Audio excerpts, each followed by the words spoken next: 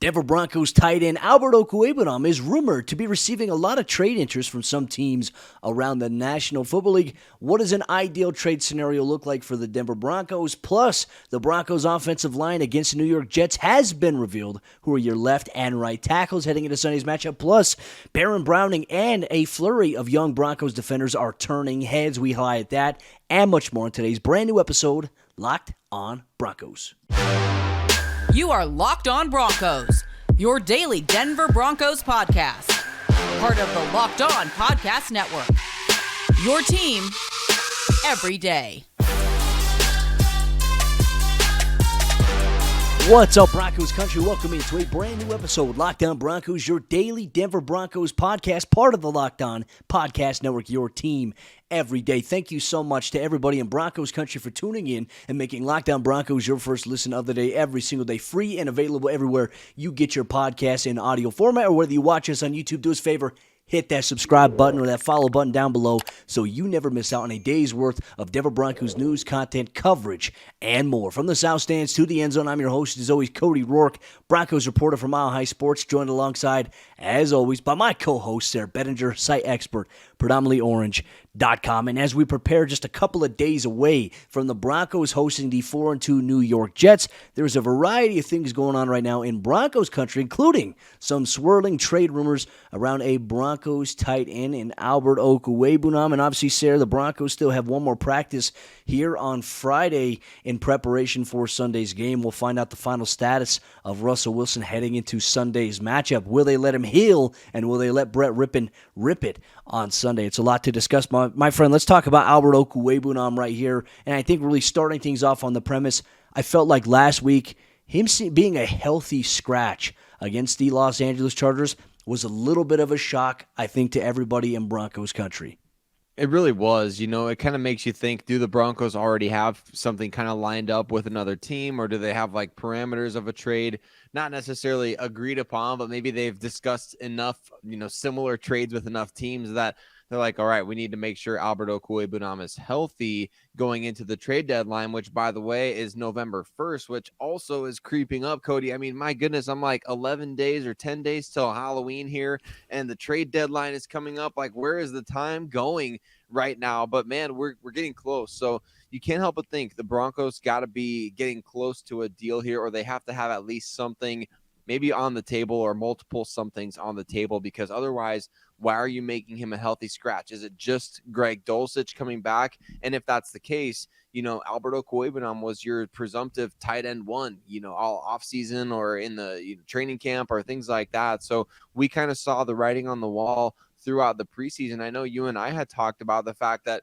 man, he's playing deep into preseason games. Are they trying to get extra tape out there on Okwuegbunam and shopping him in a deal? Obviously, the health of Greg Dulcich changed the game for the Denver Broncos a little bit in terms of, being able to maybe make a move before. But the tea leaves say, the breadcrumbs say, maybe something's already on the table. And that's something I think we all have to monitor here, because when you look at Albert Okwuegbunam, I think we were all trying to figure out, when are the Broncos going to use him in this offensive system? Because here's the thing, and I think you and I have both been on the record of saying this, Albert O is not going to be your perennial blocking tight end, right? He's the guy you want to flex as a big slot. He's the guy you want to put on the outside. He's the guy you want to stretch across the middle of the field for this Broncos offense. And simply, they're not doing that here with this offense. I mean, heck, even Greg Dulcich is running routes to the middle of the field wide open, and Russell Wilson isn't even hitting him at this point. So for Albert O, I just, like I said, I think he's been a true consummate pro. I mean, he's been down. He's been bummed out that he hasn't been getting as much reps, much opportunity. And he said, I had a chance to speak with him in the locker room. He said, I can only control what I can control. But he's going out there and busting his tail every day of practice. It's just unfortunate that we can't see him utilized the way that we've wanted to see him utilized for quite some time. And it's crazy, we were talking about a coaching staff with, Vic Fangio, Pat Shurmur, and those guys that simply aren't utilizing the tight end the right way that they should. Yet they can't even put Albert Okwuegbunam in that position as well. We know he's not an inline blocker. That's not his game. His game is the catch and go. That's the type of stuff there and it's not there in this Broncos offense, Sayre. And, maybe a change of scenery will be good for Albert Okwuegbunam. We know George Paton wants to get more draft picks back. Maybe you get a conditional 6th-round pick for him. I mean, I'm not sure at this point, but this was reported by Aaron Wilson initially about some of the trade interests. So, I mean, Aaron Wilson's got close ties to the Houston Texans. Part of me is wondering, okay, could the Houston Texans be looking to trade capital with the Broncos potentially? Not like they have much to garner anyways at this point in time, but we'll have to see how things pan out. But I think we have to wonder, with Greg Dulcich's emergence this past week, and granted, he had 2 catches in this game, including one, exciting touchdown there, alongside Eric Saubert, who has been tight end 1 throughout this season, does it make sense for Albert O to get a new start elsewhere? Cody, I think about this and I look at the situation. To me, it just doesn't make sense, unless you're really that desperate for a late round pick. Look, you have one tight end under contract beyond the season, and that is Greg Dulcich, the rookie who just came off injured reserve. So first of all, you're not really protecting yourself in terms of future assets. Eric Tomlinson, Eric Saubert, Andrew Beck, all those guys are free agents after the season. Albert Okwuegbunam is on a rookie contract this year and next year as well, and he's got a ton of talent. So you can see why any number of teams would be interested in trading for him, because if you have a competent offense and a competent offensive coordinator, you could find a way to get an athlete like that involved. And look, I get it. We're not talking about George Kittle here. We're not talking about like Travis Kelce. But we are talking about a guy that last year, many Broncos fans, Cody, that jumped into my mentions and that maybe jumped into the YouTube comments as well, they were telling us that Albert Okwuegbunam is better than Noah Fant, who was the team's leader in receptions last season.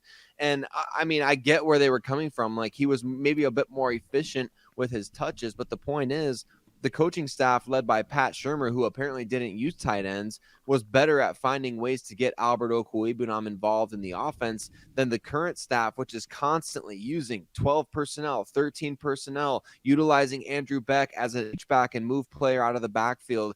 And I get it. Albert Okwuegbunam is not the team's best blocking tight end or best blocking option. But look, everybody knew that when they drafted him, right? Everybody knew when the Broncos drafted Albert O, he's a big wide receiver out there. And yeah, maybe if you need him to block occasionally, have him do that, but utilize him the way other teams use primarily receiving tight ends, right? And I just think, man, what's the problem here? What's the issue? I think it's stupid to trade him. I'm going to go ahead and say that. I think it's dumb to trade him. I think it's a horrible usage of Albert O, and I think it's kind of ridiculous that Greg Dulcich got into the game against the Chargers. Immediately, they started throwing him wheel routes. They started throwing him quick outs. They started getting him involved across. He was probably one of the primary options on that play where Russell Wilson missed him in the middle of the field there, maybe the second option or something like that.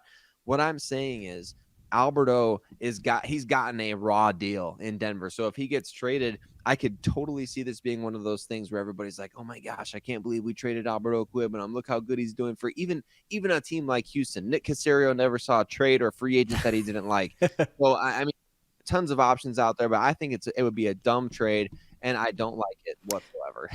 I'm with you on that. I'm absolutely with you. And Broncos Country, hey, we're eager for your thoughts. I mean, what would your thoughts be on a potential Albert Okwuegbunam trade? I mean, I agree with you. I think it's frustrating that, you throw Greg Dulcich in as a rookie and you start throwing him the ball, but when you put Albert O in, how come they're not throwing him the ball when he's in the game? That, to me, I think is something that probably should be addressed at some point. Will we ever get it, the answer on it, the clarity? Probably not, but if Albert O ends up getting traded, I just want to, wish him the best in whatever he's got going on. I want him to succeed. I'll be cheering him on. He's always been great to me in the locker room, always been professional and willing to answer questions. So Albert O, pulling for him in this kind of situation. But Broncos Country coming up here in just a moment. We're going to dive into the Broncos offensive line for Sunday. We have clarity on who the starters will be at left tackle and right tackle, but could the Broncos still be missing a key starter on the offensive line? We dive deeper into that coming up here in just a moment. But before we do that, let me tell you about Simply Safe, the sponsor of today's episode, Lockdown Broncos. And here are three of my favorite things: football, and saving money. So let's talk about saving big money right now with Simply Safe Home Security, and they're offering Locked On Broncos listeners 40% off their advanced security system. Simply Safe was just named the best home security of 2022 by U.S. News. They love it, I love it, and you'll love it, because at Simply Safe, your safety is the only thing that matters. And Simply Safe blankets your home in protection with advanced sensors for every room, window, and door, HD HD security cameras for inside and outside your home, smarter ways to detect motion that only alerts you when a threat is real, and even hazard sensors that instantly detect fires, floods, and other threats to your home. And our monitoring agents use proprietary advanced response technologies to visually confirm when a break-in is real so you can get the highest priority police dispatch. So customize the perfect system for your home in just a few minutes at simplysafe.com/LockedOnNFL. Save 40% on your Simply Safe security system when you sign up for an interactive monitoring plan and get your first month free. Visit simplysafe.com/LockedOnNFL to learn more. There's no safe like Simply Safe. The Broncos' offensive line has been a turnstile of rotating players, and we've seen the on-field results leading to the Broncos' offense struggling as a whole. Could they find solidarity going forward here with a new lineup? Thank you so much, Broncos Country, for tuning in and making Locked On Broncos your first listen of the day every single day on your favorite audio podcasting platform, or whether you watch on YouTube. We appreciate you. Whether the Broncos win or lose, we have you covered every single day, all year long, with the best objective Denver Broncos news, content, coverage, and more. Locked On Broncos. All right, sir, we got a little bit of clarity here from Broncos offensive coordinator Justin Outen earlier this week as to what the starting offensive line would look like at the tackle position. And he had named Cam Fleming as the starter at left tackle. Obviously, Calvin Anderson got the start on Monday Night Football, and then he was benched in favor of Cam Fleming, who slid over from right tackle to left tackle. And Billy Turner will be playing and will be starting at the right tackle position for the Broncos, and he said he felt a little bit more comfortable. And I think it'll be great to get him more reps there. But once again, this is a brand new offensive line chemistry being thrown out there with Cam Fleming having to learn how to work with Dalton Reisner and how to get these guys communication on par. Not to mention Lloyd Cushenberry struggling right now in the interior of the offensive line, and then Billy Turner at right tackle. But they could be without Quinn Miners, who's dealing with a foot injury. Now, he did not participate in Wednesday's practice, but he was limited on Thursday, so that's a positive step in the right direction. But, man, once again, the Broncos may be without a key starter on their offensive line on Sunday against a very good New York Jets defense. Yeah, and obviously Robert Sala knows Russell Wilson very well from his time in San Francisco, right? I know that Russell Wilson had plenty of success against the 49ers through the years and everything like that, but obviously it's a familiar opponent, for both of these guys. And just the opposite is also true. I got to remember that as well. Russell Wilson knows Robert Sala and his defense very well, but obviously the personnel is different. The concern to me, Cody, is exactly what we talked about on the crossover episode. Quinnen Williams and that defensive front of the New York Jets getting after guys like Dalton Reisner and Lloyd Cushenberry, who were very, they weren't the best against the Chargers there. So, I mean, let's just be real about it right now. You got a big time mismatch in there unless those guys play way better, right? I mean, if Quinnen Williams is lined up against Reisner or Cushenberry, you got a mismatch on the interior of your offensive line, and you got to be able to have better communication than we saw against the Chargers. You got to be able to make sure you're picking things up right. If you're Russell Wilson, making the calls right at the line of scrimmage, different things like that. You can't let Quinnen Williams wreck the game. And I think, Cody, just like we've used baseball analogies before, or, like a great three-point shooter out there, you expect guys that, are professionals to eventually come back around, right? So if you're coming off of a really terrible game, I kind of expect them to have a much better game the next week. I don't expect it to be as bad. So I think a lot of times you can kind of carry over the expectations of what we saw from the previous week. Is it going to be as bad as we saw against the Chargers on the interior offensive line? I highly doubt it, but then again, we'll see. I tend to believe that it's going to be better, even though they're going up against a better opponent. The question is, can the offensive line, communication-wise, can they handle what Robert Sala is going to throw at them? Because, yeah, he's familiar with Russell Wilson, and that defense, I think, is going to be very aggressive. And I think that's the plan, right? I mean, if you're a defensive coordinator, you're going to play against the Broncos, what are you going to do? I mean, you're going to disguise some coverages, but you know what? I'm going to send pressure.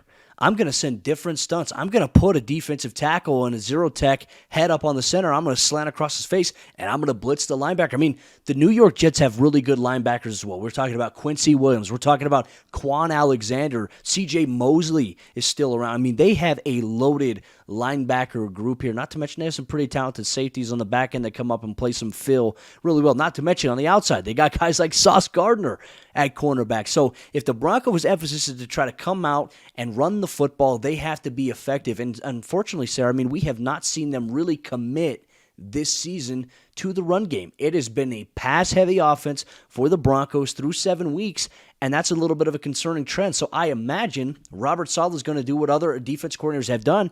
All right, we're going to stop the run. We dare you to pass the football this Sunday. And I think that's something we're going to see. Now, granted, whether it's Russell Wilson, whether it's Brett Rippon, whether it's Josh Johnson, I mean, it's still a little bit of a task because as we've seen, the Broncos offensive line has struggled. And I know you and I have had this conversation. I mean, kind of hindsight right now, looking at it 6 weeks, 7 weeks into the season, we've really starting to feel like maybe firing Mike Munchak and not keeping him as the offensive line coach was not the right move here. Maybe Butch Barry, because we know Butch Barry wasn't initially Nathaniel Hackett's number one guy. It was Adam Stenavich, who's now the offensive coordinator in Green Bay. Green Bay had to promote him to OC to prevent him from coming to Denver. So there's going to be some changes, I think, at the end of the season. The offensive line has not lived up to par. And Sayre, to be honest with you, it doesn't seem like we've actually seen a lot of the outside zone scheme the last 4 or 5 weeks. It seems like we've seen a basic vanilla offense, which is being called out on national media guys by Dan Orlovsky and other guys at this point. Something has to give. It does, and I agree. I mean, we haven't seen the wide zone very much, and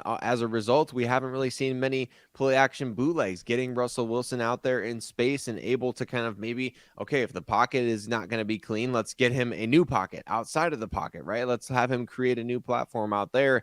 I mean, it's frustrating. I don't know, Cody. I mean, do you and I need to sleep at our desks in order to make this Broncos offense work? We'll see what happens this weekend. But I mean, as far as the offensive line combination is concerned, and whatever guys are out there, I know this.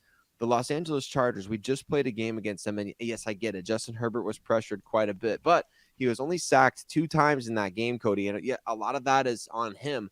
But they're playing with a rookie left tackle. They're playing with Trey Pipkins at right tackle, and all due respect to him, maybe not the best right tackle in the game. No Corey Linsley at the center position, a rookie at right guard. What's the Broncos' excuse here, right? I mean, you've got a third-year pro at center, a fourth-year pro at left guard. Cam Fleming is a veteran. At right tackle, obviously, Billy Turner, he's a veteran. Quinn Miners, we've said he's the best offensive lineman on the team. These guys, they're experienced enough to not be terrible out there. I mean, and it goes back to what you mentioned. Was firing Mike Munchak truly that big of a mistake? And I point to something as simple as Calvin Anderson. You can't even play Calvin Anderson for a full game when Mike Munchak had him ready to play left tackle a number of times in the NFL and play well. The Carolina Panthers game, he looked excellent a couple of years ago playing left tackle. And you could point to any number of examples of when he played other than the right tackle game that he had against the Raiders a couple of years ago. Cody, to me, I think obviously this is the biggest problem right now. It's where's the disconnect with the coaching staff, the scheme, the offense, the offensive line, the communication. How quickly can they even get these things fixed if they're not doing the basic things right? I don't know. I might sleep at my desk here. I've got the dark saber here, Cody. I might just sleep at my desk until I figure it out. Man, I would not want to have the job of trying to figure out the Broncos offense. I mean, it's frustrating, right? We can design things and we can look at film and things like that, but I mean, it's been 7 weeks, going into 7 weeks, and we still haven't seen these adjustments. But, I mean, I think you're spot on. Like, when this offensive line group is struggling the way that they are with the experience, and you're looking across the NFL, and you're seeing guys younger and maybe even with less talent on the offensive line having success and at least moving the ball downfield and allowing, their offense to score, to me, that pinpoints a little bit to coaching. And they're going to have to take a look in the mirror because, hey, the bye week's coming up. We could see some changes at some point. Who knows what that may entail. But you know what, Broncos Country, one thing we're going to focus on coming up here in just a moment is the Broncos have a variety of young, talented defensive guys that are stepping up and making plays this season, including impressive Baron Brown. And we're going to talk a little bit more about them coming up here in just a moment. But before we do that, let me tell you about BetOnline.net. They're your number one source for betting football and the start of the new basketball season. You can find all the latest player developments, team matchups, news, podcasts, and in-depth analysis on every game. And as always, BetOnline remains your continued source for all your sports wagering information with live betting and up-to-the-minute scores for every sport out there. They're the fastest and the easiest way to check in on all your favorite games and events, including MLB, MMA, NBA, boxing, and golf. So head to the website today or use your mobile device to learn more. BetOnline, where the game starts.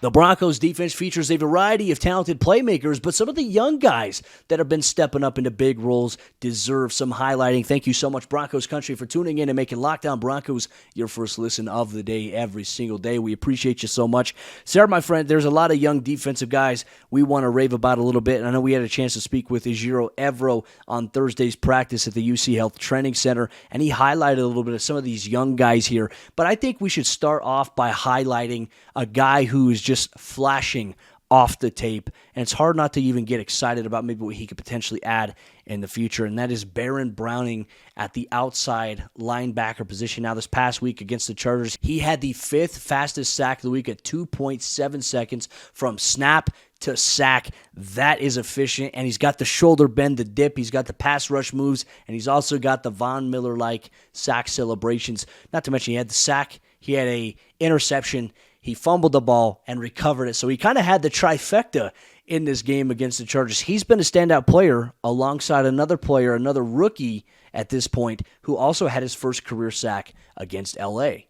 That's right, Matt Henningson. I mean, it's a great first sack when nobody really blocks you, right? I mean, he just got right back there to Justin Herbert. But you know what I thought, Cody? And I see Matt Henningson out there quite a bit for the Broncos defense. You know what's even more impressive to me than the fact that he's getting a sack against Justin Herbert is just the simple fact that the defensive line is pretty well healthy at this point, and he's out there playing. So I think that speaks volumes. You know, I know the Broncos have had their share of injuries up front or anywhere really on this roster, but the fact that Matt Henningson is out there playing, it speaks to the things that we talked about when he was drafted, right?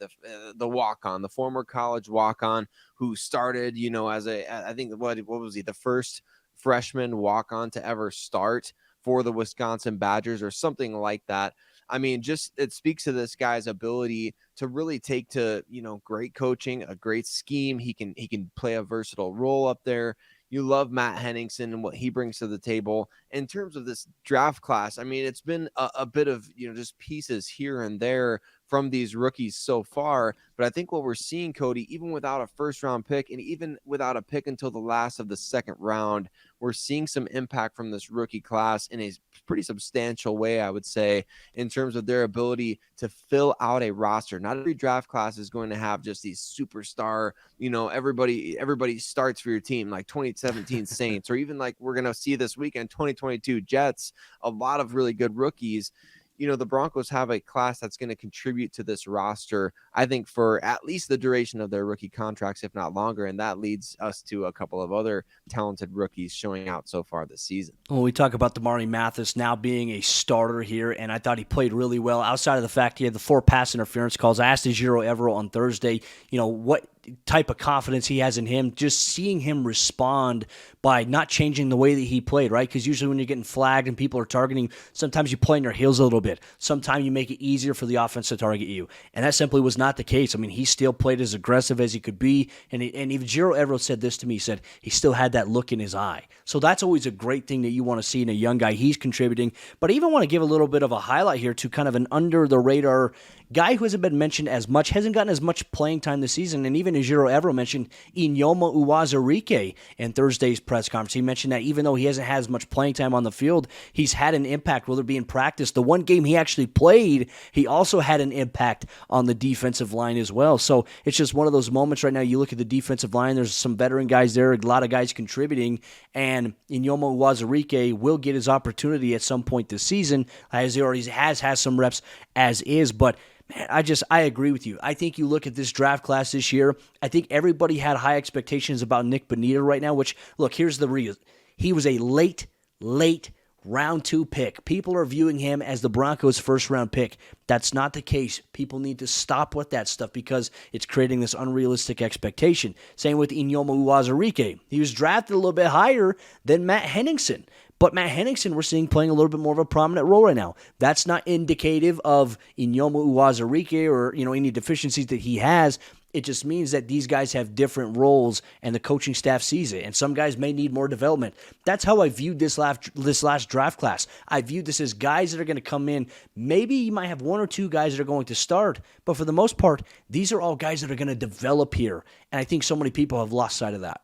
Yeah, and you need to have guys like that on your roster, guys that you can develop, guys that you can kind of buy into, that your coaching staff can mold. Like a lot of times, on day 3 of the draft, right, you get guys that your coaches really loved in the pre-draft process. So with a brand new coaching staff, especially a lot of guys on the defensive side of the ball, or like Dwayne Stukes getting to coach up Montreal Washington through a pretty big mistake, I guess you could say, by the special teams unit against the Chargers. Like those different types of things, you grow into key role players. It kind of reminds me, I know the Broncos didn't have a ton of success through these years, but you remember guys like Will Parks coming in as a 6th round pick back in the day. He's coming back to and Denver on Sunday.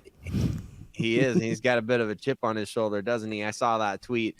But I mean, just like a 6th round pick in 2016, pretty unassuming, came in the same draft as Justin Simmons, right? But then ends up having a really big role on the team. Like remember he had that return against the Saints for the 2-point conversion, one of the craziest plays you'll ever see. I mean, and just tons of other plays, like his forced fumble. And I mean, a ton of these plays come calling back to mind, but he developed over time into a guy that I think a lot of people in Broncos country felt should have been a starter. And even if that's not the case, just a great glue guy who's still in the league. I mean, 6 years in the NFL, this is maybe his 7th year, right? I mean, he's been in the league for a long time at this point. You don't see that a lot of times from 6th round picks. And I'm not saying that these guys are going to just be journeymen that stick around barely in the league or anything, but I think that at the same time, key role players, key special teams players, key depth, and eventual starters. That's what we're seeing from a number of these rookies early on. There's a lot of people in Broncos country who are mad at George Paton for how things are going with Nathaniel Hackett, Russell Wilson, but people are going to forget, or they're going to overlook a little bit, that there are some impactful young draft guys, some developmental guys, and a lot of people that George Paton has brought in that are playing at a high level, that are contributing at a high level, whether they're starting or whether they're key depth. And I'm excited to see what George Paton's going to do, and I think everyone's curious to see what he's going to do about how things are going right now. I think the thing that stands out to me the most, George Paton is not a reactive general manager. He's proactive. And as many Broncos fans want him to make a move right now, I mean, we have fans in the comment section saying, I demand that George Paton come and hold a media press conference immediately to address what's going on. I'm like, people, it doesn't work that way. That's not how general managers operate. Okay, this isn't the Dallas Cowboys with Jerry Jones, who's overbearing and very controlling in a very toxic way with his organization. Let George Paton make moves. He's deserved that leeway because of the moves that he's done to give the Broncos key depth and good players around him. The Russell Wilson thing's not working out right now. It's not looking good right now with Nathaniel Hackett, but you know what? He deserves a little bit of leeway because he's put the team in a really good position outside of some of those things, and he deserves a chance to adjust and move forward. So we'll see what George Paton does here in Broncos country. That'll wrap up today's episode. Lockdown Broncos, available everywhere you get your podcast in audio format, or whether you watch us on YouTube. Just want to say thank you so much for making us your first listen of the day every single day. Sayre, Bedinger, and myself will be back with another bonus episode, Lockdown Broncos. The Broncos will wrap up their final practice on Friday at the UCL Training Center. We'll have you covered with all the action and final game statuses ahead of Sunday's game against the New York Jets. We'll see you then.